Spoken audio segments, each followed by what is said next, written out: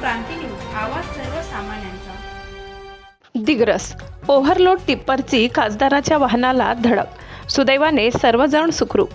यवतमाळ वाशिम मतदारसंघाचे लोकप्रिय खासदार संजय देशमुख दिग्रस दारव्हा रोडवरील साखरा येथे स्वर्गीय माजी जिल्हा परिषद समाज कल्याण सभापती यांच्या पुण्यस्मरण सोहळ्याकरिता गेले असता साखरा येथून दिग्रसकडे परत येत असताना स्वर्गीय सुमनताई राठोड यांच्या शेताजवळ रेल्वेच्या कामावरील टिप्पर क्रमांक MH40 BG 6403 या क्रमांकाच्या वाहनाने खासदारांच्या वाहनाला ओव्हरलोड टिप्परने धडक दिल्याची घटना दिनांक 26 फेब्रुवारी रोजी सायंकाळी 6:45 दरम्यान घडली।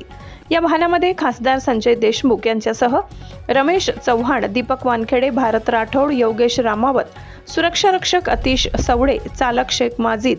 या अपघातामध्ये खासदार यांच्या वाहनाचे मोठ्या प्रमाणात नुकसान झाले।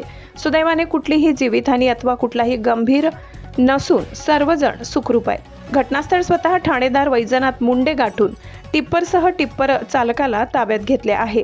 महाराष्ट्र क्रांती न्यूज, अशोक जाधव, दिग्रस।